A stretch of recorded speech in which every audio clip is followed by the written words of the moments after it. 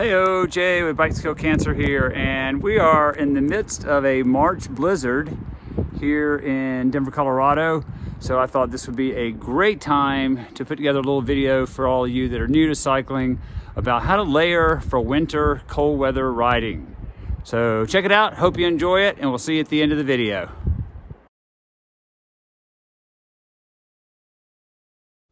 All right, folks, this is Jay, and we are back inside headquarters of Bikes Kill Cancer. And as you can see, spread out on the floor, piled up on the floor, I have all that clothing that I had out on the patio with me during our spring blizzard. And we're gonna spend a little bit of time going through it piece by piece, talking about the layering system.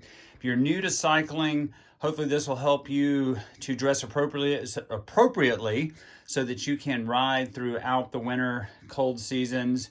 And we're just gonna dive right in and take a look at each piece of clothing one by one and how they all work together. First layer is actually pretty simple, right? I mean, when we're going riding on our bikes, generally we wear a cycling short or a cycling bib short because it has that nice chamois in there to keep our butt padded, and no different for winter riding. For myself, I had on out there the Rapha cargo bib short. I like these, just for in general, I like these shorts, but they're a little bit heavier material, very supportive, and just being a little bit heavier, they're gonna add a little bit of extra warmth to your lower midsection, which I really like. So you imagine you're out there riding and it's cold, the last thing you want is really cold wind cutting through to your nether regions and getting everything chilly down there. And you may have noticed also in the video at the start of this, I had on my heart rate monitor strap. And obviously heart rate monitor strap is not going to keep you any warmer. I just mention it because there's nothing more frustrating than putting on 3 layers of winter clothing and then going out for your ride and realizing that you have to go back inside to put your heart rate monitor back on. So let's move on and talk about base layers next. And when I'm talking about base layer, in this case, I'm talking about the upper base layer. This is also a great time to talk about, if you're new to cycling, it could be maybe a little overwhelming or expensive to run out and buy a bunch of cycling specific pieces of clothing. And if you spend any time outside in the outdoors, running, hiking, you probably already have some pieces that could double as cycling pieces. And the base layer is a great one. This is from a company called Odlo, and they're not a cycling specific company. In fact, they're actually the company that invented the skin suit for speed skating, I believe back in the 1950s maybe. You could look that up and correct me if I'm wrong, but just sort of a little interesting fact there. Excuse me while I get the cat out of the way, excuse me. In this case, I really like this stuff from Odlo for a couple reasons. It's body mapped. You can actually see they sort of call it out with these little patterns. So across the back, it's actually thinner and more breathable, allowing heat to escape. And it also is a really snug fitting piece, so it layers really, really well underneath the rest of my clothing. And we want that base layer to be able to grab that moisture off of our skin and start to pull it away from our skin. And I've just found that this stuff from Odlo works really, really well. Some other brands you're probably familiar with, Smartwool t-shirts, Icebreaker, these all make great base layers for cycling and a lot of other activities as well. Key here is you do not want to be wearing like a long sleeve cotton t-shirt underneath your clothing. It will just hold on to all that moisture and you will be miserable. I promise you that. So no cotton. No cotton. Next up, we're gonna talk a little bit about socks, and I'm actually not gonna hold them up. I'm gonna just, I've actually still got, look at all that cat hair. I actually still have my socks on because it is chilly today. But if you notice the socks in the video are a little bit longer than a traditional cycling sock, you might have even gone, hey, those look like ski socks. Well, guess what? They are ski socks, and they're Smartwool ski socks.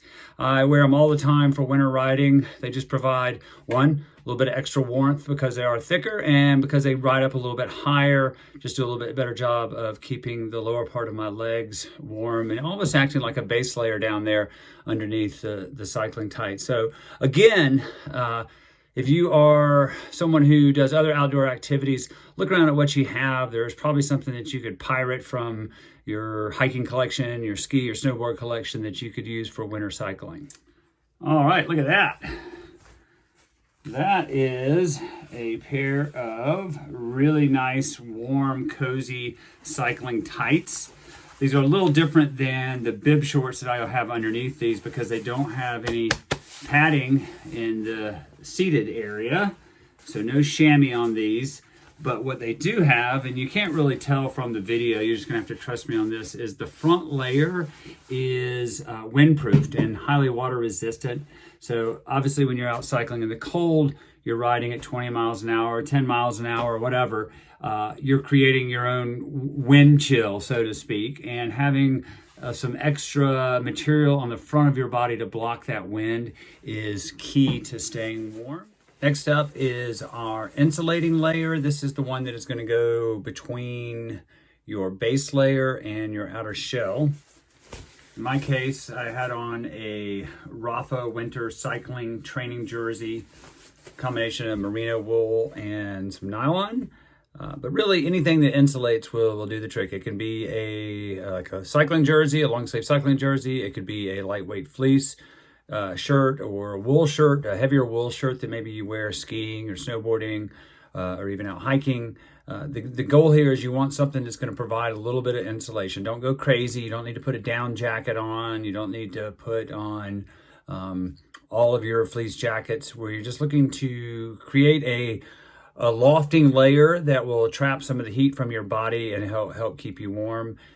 And really that how thick and how warm that layer is going to depend on the type of temperatures you're riding in and how hard you're going to be riding. Keep in mind that as you're riding, you're going to be generating a lot of heat, and at some point that heat is going to be too much. You're going to start sweating, and you don't want to get overly exerted and sweaty because then you'll end up getting chilled. So keep that in mind. And more than likely, you'll have several different insulating layers that you'll use depending on the weather and riding conditions. Next up is this very simple piece of fabric. It is literally just a fabric tube. You've probably seen or heard of them. The big brand name is called Buff, but there's a ton of different companies that make them out of different materials. Generally, they're made out of either wool or just a lightweight synthetic material. This is sort of ubiquitous to Colorado. That and flat brim hats. You pretty much have to have both if you want to live in Colorado. It's sort of required, like a uniform if you live in Colorado. Flat brims and buffs. You can see I even have a Smartwool one on as I'm filming this video. Versatile, keeps sort of the draft out from going down your shirt. You can pull it up over your nose. If you've forgotten your COVID mask, or if it's just really cold outside and you're going down a long hill and you don't want your face to freeze. I also wear these lightweight ones all summer long because they just do a really good job keeping the sun off of my neck. And then they can be, you can use them as make a skull cap there. You can stop and wet them and put them around your neck to help keep you cool in the summertime.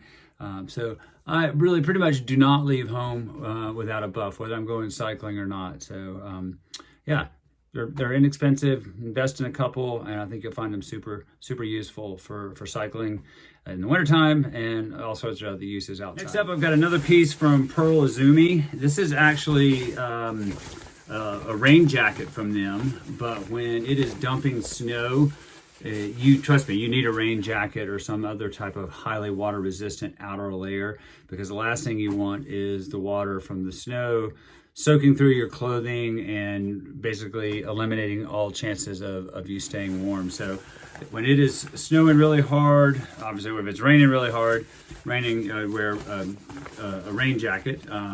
And this one, again, super lightweight from Pearl Izumi. I don't remember the name of it, probably rain jacket. And it's breathable, so similar to Gore-Tex. It's not Gore-Tex, but it's a breathable membrane. So hopefully when I'm out there generating some heat, some of that heat and moisture that I'm generating is going to pass out through the jacket and keep me from getting too hot and sweaty underneath all my clothing, and then in turn possibly getting chilled. So yeah, and so again, this is something you don't need to go buy a specific cycling jacket for this. If you have a lightweight rain jacket that you use for hiking, would work just as well as a cycling specific rain jacket. I just like it because it's very fitted, doesn't flap around a lot when I'm out there riding. And so yeah, super key to just keeping you dry, keeping you warm. And if it starts to get too warm, you can unzip it, you can take it off, shove it in a jersey pocket, and regulate your body temperature that way. Next up, my cycling hat, and this particular one is from Gore. It is actually made out of a Gore-Tex, not the waterproof membrane, but their windproof membrane. It's got these cute little ear flaps on the side, which are awesome for keeping you warm. And you've probably heard that thing, they're like, oh, you lose 50% of your body heat from your head. Well, first of all, that's not true. But I will tell you that having a cold head while you're out riding is really uncomfortable. So why not invest in a good hat to go underneath your helmet? You could even, if you had a second buff, you could make a little beanie that way to keep your head warm. And again, if it gets too warm, sun comes out and you start to heat up. Look at that. This thing just comes right off my head, folds up. Nice and small, I can shove it in a jersey pocket. So making sure you have some type of headwear underneath that helmet is going to be key to keeping you warm and comfortable. This next item, I am not really sure how I went 50 something years of my life without owning a pair of these. I have discovered the joy of winter cycling footwear. I own plenty of hiking snow boots for snowshoeing. Obviously, snowboarding, I have snowboard boots to keep my feet warm. But somehow I neglected to ever buy a pair of actual winter-specific cycling shoes. And I've been doing a lot more winter commuting this year. And so I invested in the 45 North Ragnarok. But oh my gosh, my feet are so much happier. You don't have to use a winter-specific shoe, but if you don't, then you're going to need to use some type of foot covering, booty foot covering. A lot of companies out there that make them. Pearl Izumi is a great one. But yeah, this is so worth the investment. These were a couple $100. Probably the most expensive shoes in my closet right now. But they make all the difference in terms of keeping your toes warm and the rest of yourself happy. So definitely something, if you're gonna do a lot of winter riding, look into buying yourself some winter cycling shoes. I think this goes without saying, but make sure you're wearing a helmet while you're riding, right? Even in the wintertime. It's as simple as that. I have one of my helmets is just a little bit bigger than my other helmets. It's sort of my default winter helmet because it's a little bit easier to get a beanie or a hat underneath there. So yeah, stay safe, wear a helmet, duh. All right, look at that. Like Mr. Spock or something. These are lobster mitts from Pearl Izumi. These are for extreme cold weather riding, sort of a combo split finger mitten type glove hybrid. And keep the fingers together, generate more heat, keep your hands a little bit warmer. There's all sorts of other gloves out there that look more like a traditional ski glove or lighter weight stuff.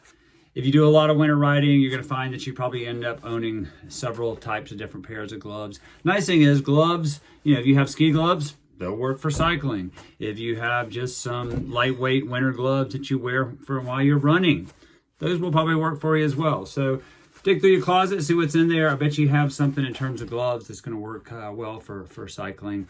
Or you could go over and just check out what Pearl Izumi has. So, yeah. What? Why would you need sunglasses while you are riding in the wintertime when it's cold and overcast and snowing? Well, a couple reasons is if you're riding in the snow and there's sun out, you get lots of reflective glare off of the snow. So sunglasses will help with that. But believe it or not, having something on your face, whether it's, you know, the baklava or the neck gaiter pulled up, as well as the sunglasses. Actually just keep that wind off your face and will actually keep you warmer. And then if you're riding when it's wet or even snowing out, having that little bit of extra eye protection from maybe water kicking up off of the ground or the snow that's falling. If you've ever gotten a snowflake right in your eye, it actually can hurt. So yeah, good pair of sunglasses. These are maybe a little bit too dark except for a bright, sunny, snowy bluebird day. A lot of times I'll wear a lighter tinted sunglass like a rose or a yellow tint for overcast days. All right, so that's cycling clothing in the wintertime. How to layer up. It's if you've ever done any outdoor activities in the wintertime, hiking, snowboarding, skiing, snowshoeing, running, whatever, you probably understand or have experimented with the art of layering. It really comes down to a quality base layer that's going to wick moisture away, a insulating layer, that's sort of your middle layer, and then an outer layer, think of that as your shell that protects you from the elements, whether it's the wind and the water. And those three combined together can help keep you warm, help you get out there in the wintertime, get you out of the basement, get you off of that trainer, get you off of Zwift, get you out there in the fresh air. Hopefully you found this helpful. If you got any questions or comments, leave them down below. And while you're down below, maybe click the like button, maybe click the follow button. Just appreciate you watching. And once again, this is Jay with Bikes Kill Cancer. And remember, keep the rubber side down. Y'all take care.